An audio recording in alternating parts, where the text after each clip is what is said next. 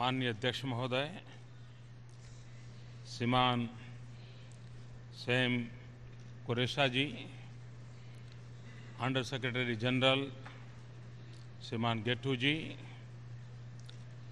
विशिष्ट प्रतिनिधिगण और मित्रों, सर्वप्रथम मैं संयुक्त राष्ट्र महासभा के 69वें सत्र के अध्यक्ष चुने जाने पर आपको हार्दिक शुभकामनाएं देता हूं। भारत के प्रधानमंत्री के रूप में मैं पहली बार आप सबको संबोधित करने का मेरे लिए अत्यंत सम्मान की बात है। मैं भारतवासियों की आशाओं व अपेक्षाओं से अभिभूत हूँ। उसी प्रकार मुझे इस बात का पूरा भान है कि विश्व को 1.25 बिलियन लोगों से क्या अपेक्षाएं हैं। भारत वह देश है जहाँ मानवता का 6वां हिस्सा आबाद है। भारत ऐसे व्यापक पैमाने पर आर्थिक व सामाजिक बदलाव से गुजर रहा है जिसका उदाहरण इतिहास में दुर्लभ है।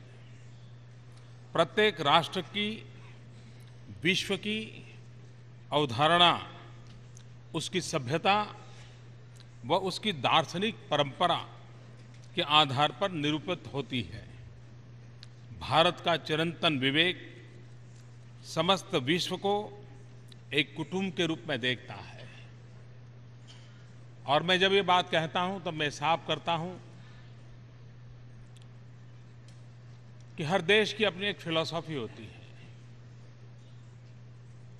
मैं आइडियोलॉजी के संबंध में नहीं कह रहा हूं। और देश उस फिलॉसफी के प्रेरणा से आगे बढ़ता है। भारत एक देश है जिसकी वेद काल से परंपरा वसुधैव कुटुंबकम की रही है। भारत एक देश है जहां प्रकृति के साथ संवाद, प्रकृति से कभी संघर्ष नहीं, ये भारत के जीवन का हिस्सा है। और उसका कारण उस फिलॉसफी के तहत भारत उस जीवन दर्शन के तहत आगे बढ़ता रहा है। प्रत्येक राष्ट्र की विश्व की अवधारणा उसकी सभ्यता व उसकी दार्शनिक परंपरा के आधार पर निरूपित होती है। भारत का चिरंतन विवेक समस्त विश्व को, जैसा मैंने कहा, वसुधैव कुटुंबकम, एक कुटुंब के रूप में देखता है। भारत एक ऐसा राष्ट्र है जो केवल अपने लिए नहीं बल्कि विश्व पर्यंत न्याय, जस्टिस, गरिमा, डिग्निटी, अवसर, अपॉर्चुनिटी एवं समृद्धि, प्रॉस्पेरिटी के हक में आवाज उठाता रहा है। अपनी विचारधारा के कारण हमारा मल्टीलेटरलिज्म में दृढ़ विश्वास है। आज यहां खड़े होकर के मैं इस महासभा पर टिकी हुई आशाओं व अपेक्षाओं के प्रति पूर्णतया सजग हूं। जिस पवित्र विश्वास ने हमें एकजुट किया है, मैं उससे अत्यंत प्रभावित हूं। बड़े महान सिद्धांतों और दृष्टिकोण के आधार पर हमने इस संस्था की स्थापना की थी। इस विश्वास के आधार पर कि अगर हमारे भविष्य जुड़े हुए हैं तो शांति और सुरक्षा, मानव अधिकार और वैश्विक आर्थिक विकास के लिए हमें साथ मिलकर काम करना होगा। तब हम 51 देश थे। आज 193 स्वतंत्र देश के झंडे इस बिल्डिंग पर लहरा रहे हैं। हर नया देश इसी विश्वास और उम्मीद के आधार पर यहाँ प्रवेश करता है। हम पिछले 60 दशकों में बहुत कुछ हासिल कर सके हैं। कई लड़ाइयों को समाप्त किया है, शांति कायम रखी है, कई जगह आर्थिक विकास में मदद की है, गरीब बच्चों के भविष्य को बनाने में मदद दी है, भूखमरी हटाने में योगदान दिया है और इस धरती को बचाने के लिए भी हम सब साथ मिलकर के जुटे हुए हैं। 69 यूएन पीस कीपिंग मिशन में विश्व में ब्लू हेलमेट को शांति के रंग की एक पहचान दी है।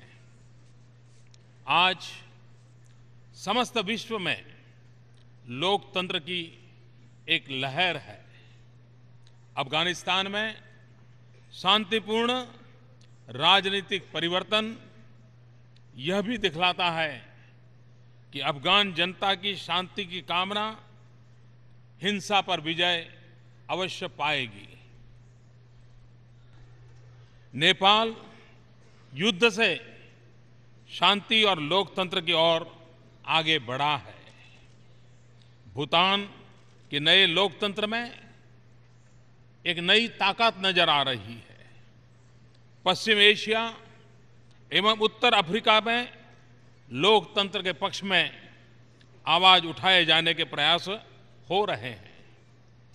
ट्यूनीशिया की सफलता दिखा रही है कि लोकतंत्र की ये यात्रा संभव है। अफ्रीका में स्थिरता, शांति व प्रगति हेतु एक नई ऊर्जा व जागृति दिखाई दे रही है। हमने एशिया और उसके पूरे अभूतपूर्व समृद्धि का अभ्युदय देखा है, जिसके आधार में शांति एवं स्थिरता की शक्ति समाहित है। अपार संभावनाओं से समृद्ध महादेश लैटिन अमेरिका स्थिरता एवं समृद्धि में साझा प्रयास में एकजुट हो रहा है।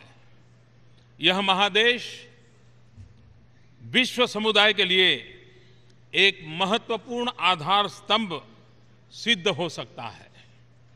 भारत अपनी प्रगति के लिए एक शांतिपूर्ण और स्थिर अंतर्राष्ट्रीय वातावरण की अपेक्षा करता है। हमारा भविष्य हमारे पड़ोस से जुड़ा हुआ है। इसी कारण मेरी सरकार ने पहले ही दिन से पड़ोसी देशों से मित्रता और सहयोग बढ़ाने पर पूरी प्राथमिकता दी है और पाकिस्तान के प्रति भी मेरी यही नीति है। मैं पाकिस्तान से मित्रता और सहयोग बढ़ाने के लिए पूरी गंभीरता से शांतिपूर्ण वातावरण में बिना आतंक के साये के साथ द्विपक्षीय वार्ता करना चाहता हूं, लेकिन पाकिस्तान का भी यह दायित्व है कि उपयुक्त वातावरण बनाए और गंभीरता से द्विपक्षीय बातचीत के लिए सामने आए और इस मंच पर बात उठाने से समाधान के प्रयास कितने सफल होंगे, इस पर कईयों को शक है। आज हमें बाढ़ से पीड़ित कश्मीर के लोगों को सहायता देने पर ध्यान देना चाहिए, जो हमने भारत में बड़े पैमाने पर आयोजित किया है। और इसके लिए सिर्फ भारत में कश्मीर उसी का ख्याल रखने पर हम रुके नहीं हैं। हमने पाकिस्तान को भी कहा क्योंकि उस क्षेत्र में भी बाढ़ का असर था। हमने उनको भी कहा कि हम जिस प्रकार से कश्मीर में बाढ़ पीड़ितों की सेवा कर रहे हैं, हम पाकिस्तान में भी उन बाढ़ पीड़ितों की सेवा करने के लिए हमने सामने से प्रस्ताव रखा था। हम विकासशील विश्व का हिस्सा हैं, लेकिन हम अपने सीमित संसाधनों को उन सभी के साथ साझा करने के इच्छुक हैं जिन्हें इनकी नितांत आवश्यकता है। दूसरी ओर आज विश्व बड़े स्तर के तनाव व उथल-पुथल की स्थितियों से गुजर रहा है। बड़े युद्ध नहीं हो रहे हैं, परंतु तनाव एवं संघर्ष सब दूर नजर आ रहा है, बहुतेरे हैं। शांति का अभाव है तथा भविष्य के प्रति अनिश्चितता है। आज भी व्यापक रूप से गरीबी फैली हुई है। एक होता हुआ एशिया प्रशांत क्षेत्र, एशिया पैसिफिक रीजन अभी भी समुद्रीवर्ती सुरक्षा, जो कि इसके भविष्य के लिए आधारभूत महत्व रखती है, लेकर बहुत चिंतित है। यूरोप के सम्मुख नए विभाजन का खतरा मंडरा रहा है। पश्चिम एशिया में विभाजक रेखाएं और आतंकवाद बढ़ रहे हैं। हमारे अपने क्षेत्र में आतंकवाद के अस्थिरताकारी खतरे से जूझना जारी है। हम पिछले 4 दशक से इस संकट को झेल रहे हैं। आतंकवाद नए नए रूप और नाम से प्रकट होता जा रहा है। इसके खतरे से छोटा या बड़ा, उत्तर में हो या दक्षिण में, पूरब में हो या पश्चिम में, कोई भी देश मुक्त नहीं है। मुझे याद है जब मैं 20 साल पहले विश्व के कुछ नेताओं से मिलता था और आतंकवाद की चर्चा करता था, तो उनको ये बात गले नहीं उतरती थी। वो कहते थे तो लॉ एंड ऑर्डर प्रॉब्लम है। लेकिन धीरे धीरे आज पूरा विश्व देख रहा है कि आतंकवाद किस प्रकार के फैलाव करता चला जा रहा है। परंतु क्या हम वाकई इन ताकतों को से निपटने के लिए सम्मिलित रूप से ठोस अंतर्राष्ट्रीय प्रयास कर रहे हैं? और मैं मानता हूं ये सवाल बहुत गंभीर है। आज भी कई देश आतंकवादियों को अपने क्षेत्र में पनाह दे रहे हैं और आतंकवाद को अपनी नीति का उपकरण मानते हैं। और जब good terrorism and bad terrorism ये बातें सुनने को मिलती है, तब तो आतंकवाद के खिलाफ लड़ने की हमारी निष्ठाओं पर भी सवाल या निशान खड़े होते हैं। पश्चिम एशिया में आतंकवाद की पाशविकतापूर्ण वापसी तथा दूर और पास के देशों पर इसके प्रभाव को ध्यान में रखते हुए सम्मिलित कार्यवाही का स्वागत करते हैं। परंतु इसमें क्षेत्र के सभी देशों की भागीदारी और समर्थन अनिवार्य है। अगर हम टेररिज्म से लड़ना चाहते हैं तो क्यों न सबकी भागीदारी हो, क्यों न सबका साथ हो, और क्यों न उस बात पर आग्रह किया जाए। समुद्र, सी, स्पेस एवं साइबर स्पेस साझा समृद्धि के साथ साथ संघर्ष के रंगमंच बने हैं। जो समंदर हमें जोड़ता था, उसी समुद्र से आज टकराव की खबरें शुरू हो रही है। जो स्पेस हमारी सिद्धियों का एक अवसर बनता था, जो साइबर हमें जोड़ता था, आज इन महत्वपूर्ण क्षेत्रों में नए संकट नजर आ रहे हैं। उस अंतर्राष्ट्रीय एकजुटता की जिसके आधार पर संयुक्त राष्ट्र की स्थापना हुई, जितनी आवश्यकता आज है उतनी इसके पहले कभी नहीं थी। आज हम इंटरडिपेंडेंट वर्ल्ड कहते हैं, तो क्या हमारी आपसी एकता बढ़ी है? हमने सोचने की जरूरत है, क्या कारण है कि यूएन जैसा इतना अच्छा प्लेटफॉर्म हमारे पास होने के बाद भी अनेक जी समूह बनाते गए हम। आज हम कई जी की बातें करते हैं, जिसके नंबर बदलते रहते हैं। कभी G4 होगा, कभी G7 होगा, कभी G20 होगा, हम बदलते रहते हैं।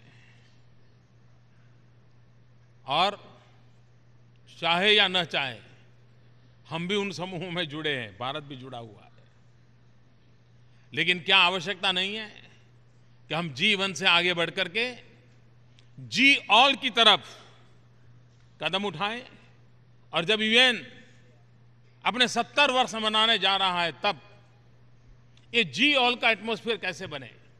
फिर एक बार यही मंच हमारी समस्याओं के समाधान का अवसर कैसे बन सके, इसकी विश्वसनीयता कैसे बढ़े, इसका सामर्थ्य कैसे बढ़े, तभी जाकर के हम यहां संयुक्त बात करते हैं, लेकिन टुकड़ों में बिखर जाते हैं, उससे हम बच सकते हैं। एक तरफ तो हम यह कहते हैं कि हमारी नीतियां परस्पर जुड़ी हुई है, और दूसरी तरफ हम जीरो सम गेम के नजरिए से सोचते हैं। अगर उसे लाभ होता है तो मेरी हानि होती है। कौन किसके लाभ में है, कौन किसकी हानि में है, यही मानदंड के आधार पर हम आगे बढ़ते हैं। निराशावादी या आलोचनावादी की तरह कुछ भी नहीं बदलने वाला।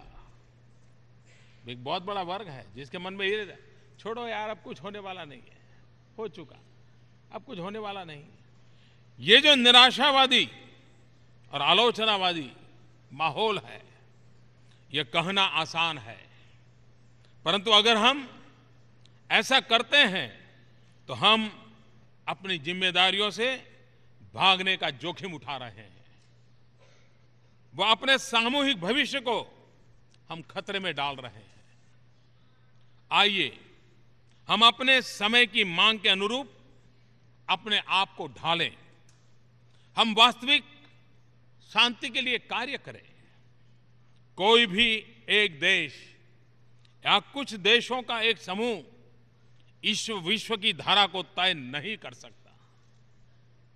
वास्तविक अंतर्राष्ट्रीय भागीदारी का होना ये समय की मांग है, ये अनिवार्य है। हमें देशों के बीच सार्थक संवाद एवं सहयोग सुनिश्चित करना है। हमारे प्रयासों का प्रारंभ यहीं संयुक्त राष्ट्र में होना चाहिए।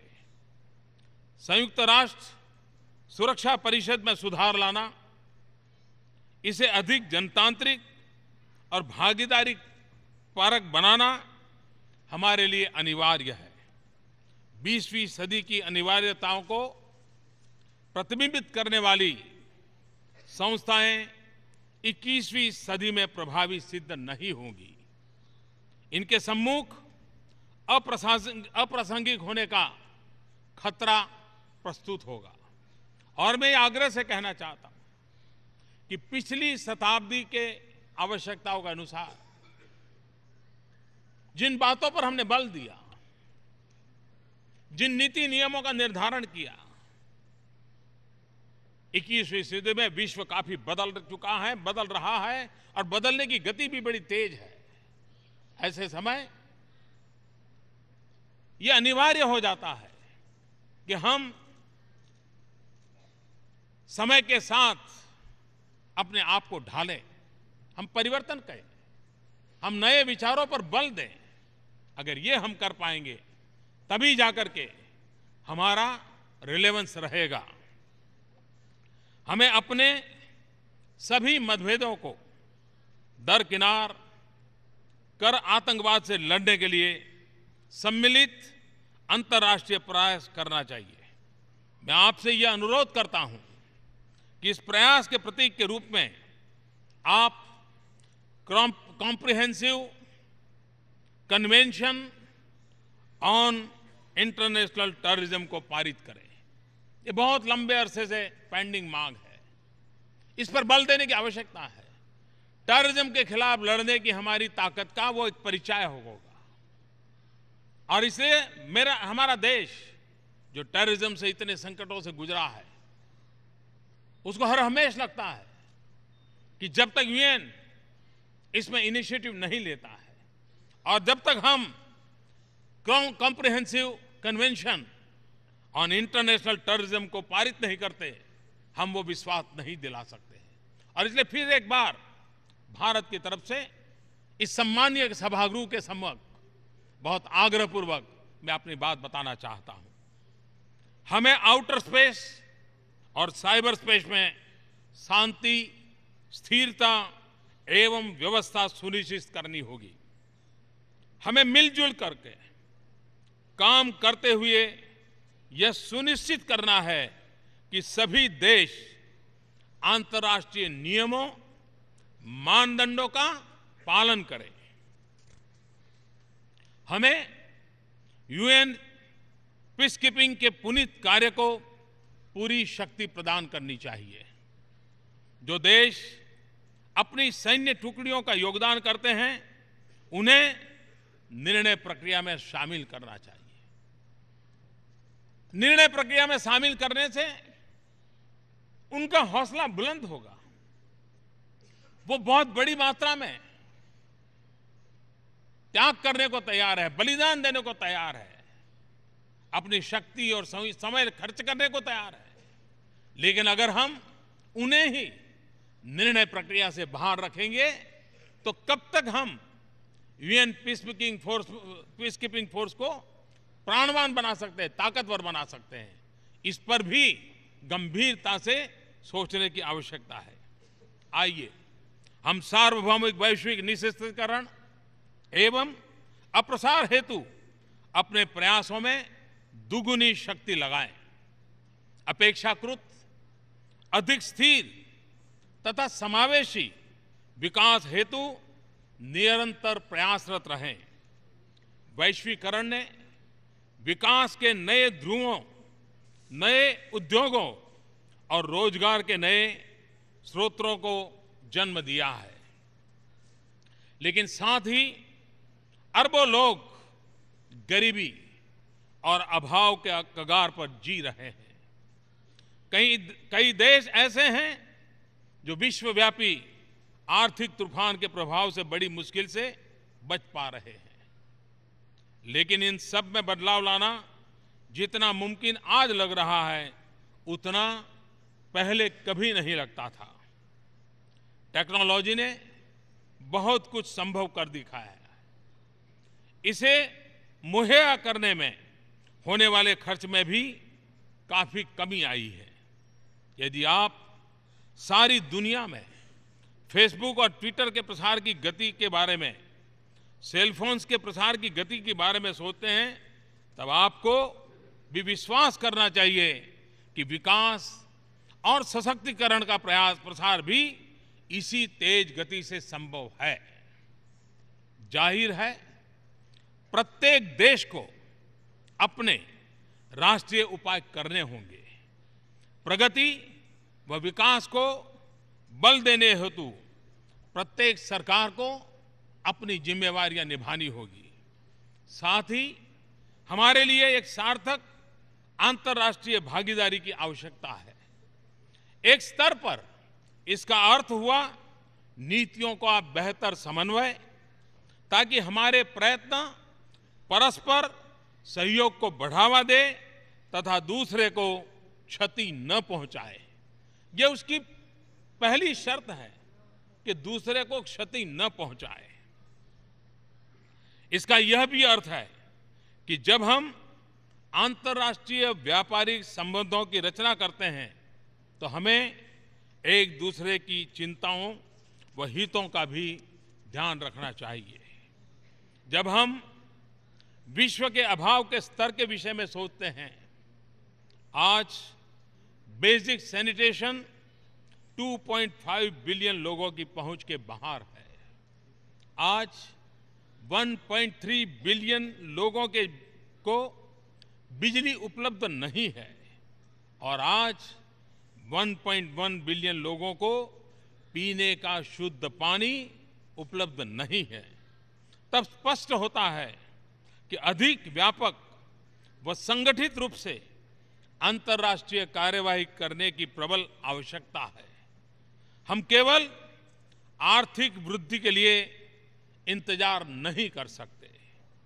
भारत में मेरे विकास के एजेंडा के सबसे महत्वपूर्ण पहलू इन्हीं मुद्दों पर केंद्रित है और मैं मानता हूं कि हमें पोस्ट 2015 डेवलपमेंट एजेंडा में इन्हीं बातों को केंद्र पर रखना चाहिए और उन पर ध्यान देना चाहिए।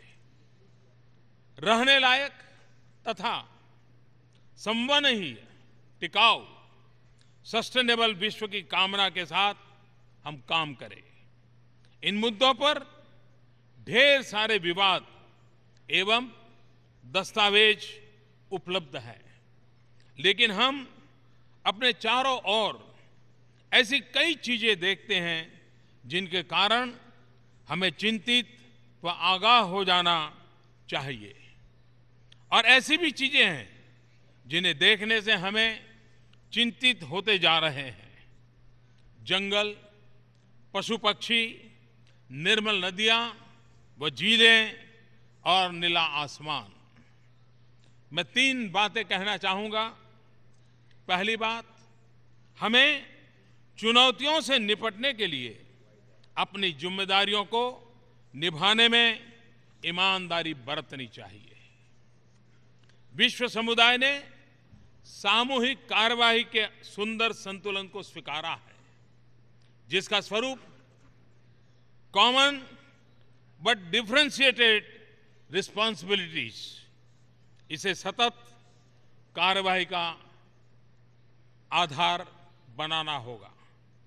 इसका यह भी अर्थ है कि विकसित देशों को फंडिंग व टेक्नोलॉजी ट्रांसफर की अपनी प्रतिबद्धता को अवश्य पूरा करना चाहिए। दूसरी बात, राष्ट्रीय कार्यवाही अनिवार्य है। टेक्नोलॉजी में बहुत कुछ संभव कर दिया है, जैसे नवीनीकरणीय ऊर्जा प्रौद्योगिकी, रिन्यूएबल एनर्जी टेक्नोलॉजी। आवश्यकता है तो सृजनशीलता व प्रतिबद्धता की। भारत अपनी टेक्नोलॉजी व क्षमता को साझा करने के लिए तैयार है, जैसा कि हमने हाल ही में सार्क देशों के लिए एक निःशुल्क उपग्रह की घोषणा की है। तीसरी बात, हमें अपनी जीवन शैली को बदलने की आवश्यकता है। जिस ऊर्जा का उपयोग न हुआ हो वह सबसे साफ ऊर्जा है। इससे आर्थिक नुकसान नहीं होगा, अर्थव्यवस्था को एक नई दिशा मिलेगी। हमारे भारतवर्ष में प्रकृति के प्रति आदर भाव आध्यात्म का अभिन्न अंग है। हम प्रकृति की देन को पवित्र मानते हैं। और मैं आज एक और विषय पर भी ध्यान आकर्षित करना चाहता हूं। जब हम क्लाइमेट चेंज की बात करते हैं, हम होलिस्टिक हेल्थ केयर की बात करते हैं, हम प्रकृति के साथ जुड़ने की बात करते हैं, हम जब बैक टू बेसिक की बात करते हैं, तब मैं उस विषय पर आज विशेष रूप से आपसे एक बात कहना चाहता हूं। योग हमारी पुरातन पारंपरिक अमूल्य देन है। योग मन व शरीर, विचार व कर्म, संयम व उपलब्धि की एकात्मता का तथा मानव व प्रकृति के बीच सामंजस्य का मूर्त रूप है। यह स्वास्थ्य व कल्याण का समग्र दृष्टिकोण है। योग केवल व्यायाम भर न होकर अपने आप से तथा विश्व व प्रकृति के साथ तादात्म्य को प्राप्त करने का माध्यम है। यह हमारी जीवन शैली में परिवर्तन लाकर तथा हम में जागरूकता उत्पन्न करके जलवायु परिवर्तन से लड़ने में सहायक हो सकता है। आइए हम एक अंतर्राष्ट्रीय योग दिवस को आरंभ करने की दिशा में कार्य करें। अंततः हम सब एक ऐतिहासिक क्षण से गुजर रहे हैं। प्रत्येक युग अपनी विशेषताओं को से परिभाषित होता है। प्रत्येक पीढ़ी इस बात से याद की जाती है कि उसने अपनी चुनौतियों का किस प्रकार सामना किया। अब हमारे सम्मुख चुनौतियों के सामने खड़े होने की जिम्मेदारी है। अगले वर्ष हम 70 वर्ष के हो जाएंगे। हमें अपने आप से पूछना होगा कि क्या हम तब तक प्रतीक्षा करें जब हम 80 या 100 के हो जाएं। मैं मानता हूं कि यूएन के लिए अगला साल एक अपॉर्चुनिटी है। जब हम 70 साल की यात्रा के बाद लेखा जोखा लें, कहां से निकले थे, क्यों निकले थे, क्या मकसद था, क्या रास्ता था, कहां पहुंचे, कहां पहुंचना है, 21वीं सदी के कौन से पड़कार हैं, कौन सी चैलेंजेस हैं, उन सबको ध्यान में रखते हुए पूरा एक साल व्यापक विचार मंथन हो। हम यूनिवर्सिटीज को जोड़ें, नई जनरेशन को जोड़ें, जो हमारे पिछले कार्यकाल का विगत से मूल्यांकन करे, उसका अध्ययन करे और हमें वो भी अपने विचार दें। हम नई पीढ़ी को हमारी नई यात्रा के लिए कैसे जोड़ सकते हैं। और इसलिए मैं कहता हूं कि 70 साल ये अपने आप में एक बहुत बड़ा अवसर है। इस अवसर का हम उपयोग करें और उस उपयोग कर करके एक नई चेतना के साथ, नई प्राण शक्ति के साथ, नए उमंग और उत्साह के साथ, आपस में नए विश्वास के साथ हम यूएन की यात्रा को एक नया रूप रंग दें। इसलिए मैं समझता हूं कि 70 वर्ष एक हमारे लिए बहुत बड़ा अवसर है। आइए हम संयुक्त राष्ट्र सुरक्षा परिषद में सुधार लाने के अपने वादे को निभाएं। ये बात लंबे अरसे से चल रही है, लेकिन उन वादों को निभाने की सामर्थ्य हम खो चुके हैं। और इसमें आज फिर से आग्रह करता हूं कि हम उस विषय में गंभीरता से सोचें। आइए हम अपने पोस्ट 2015 डेवलपमेंट एजेंडा के लिए अपनी प्रतिबद्धता को पूरा करें। आइए सन 2015 को हम विश्व के प्रगति प्रवाह को एक नया मोड़ देने के वाले वर्ष के रूप में अविस्मरणीय बनाएं। वर्ष 2015 एक नितांत